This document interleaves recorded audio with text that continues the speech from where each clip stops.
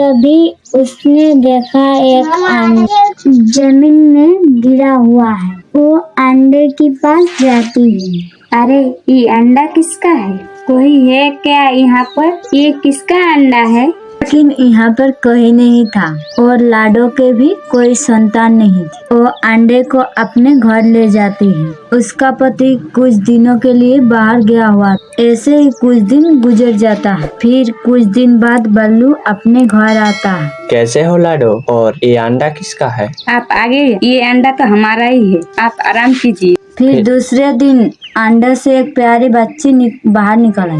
उसका रंग लाडो जैसा नहीं था। लाडो तो बहुत खुश थी। अरे लाडो, ये किसका बच्चा? ये तो तुम्हारे जैसा बिल्कुल नहीं दिखता है। नहीं जी, ये हमारा ही बच्चा है। नहीं लाडो, तुम कुछ तो छुपा रहे हो मुझसे। सच सच बताओ, तुम्हें हमारी कसम। फिर लाडो बालू को सब सच सच बता देती है। फिर बालू गुस्सा हो जाता है। किसी भी एरे गेरे का बच्चे को हमारा बाप बना दोगे क्या? मैं आप तुम्हारे साथ नहीं रहूंगा। ऐसा करके बालू अपना घर छोड़ के चला जाता है। फिर लाडो अकेली हो जाती। वो बच्ची धीरे धीरे बड़ा होने लगी। और फिर एक दिन, मम्मा, मैं तुमसे अलग क्यों दिखती हूँ? मैं तुम्हारे जैसा क्यों नहीं हूँ? बाकी बच्चे तो उसका माता पिता जैसे ही हैं, तब मैं अलग क्यों हूँ? मैं तुम्हारी बच्ची हूँ ना, सच सच बताओ। फिर लाडो बच्ची को सब सच सच बता देती। मैं तुम्हारी असली माँ नहीं, ये सच, लेकिन मैं तुम्हें अपनी ही बेटी मानता हूँ। मैं तुम्हें बहुत प्यार करती हूँ। बताओ, मेरे माता पिता कहाँ हैं? कौन है मेरी माँ? बताओ, वो कहाँ है? मुझे मेरी माँ के पास जाना है। बेटी, तुम मेरे साथ रहो, मैं तुम्हारा बहुत ध्यान रखूंगा। नहीं नहीं, तुम मेरी असली माँ नहीं हो।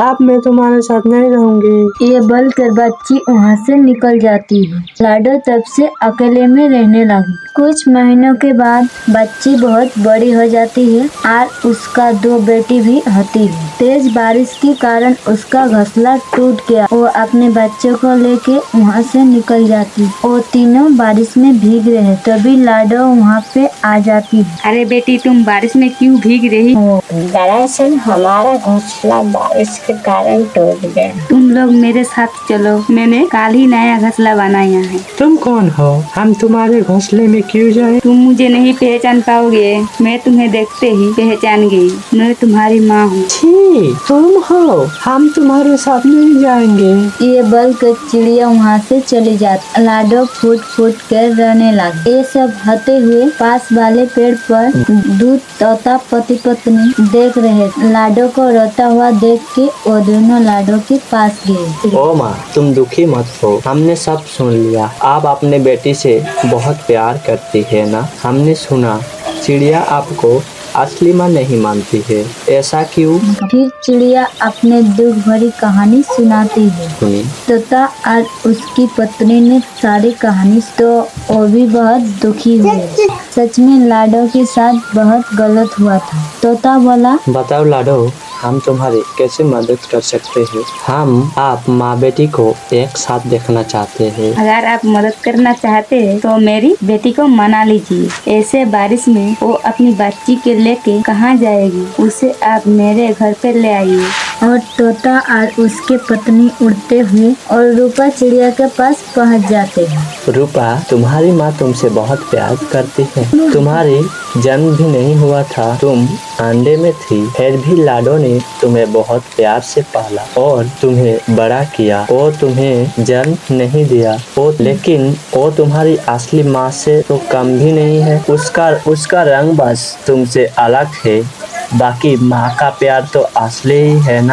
मान जाओ रूपा, हमारे साथ अपनी माँ के घर चलो। वो अकेली है, उसका पति ने भी तुम्हारे कारण झगड़ा किया और घर छोड़ के चला गया। रूपा ने सारी बात दिल से सोची। उसे लगा उसने माँ के साथ गलत किया। फिर वो सब उड़ चले और अपनी माँ के नए घोंसले में पहुँच जाते हैं।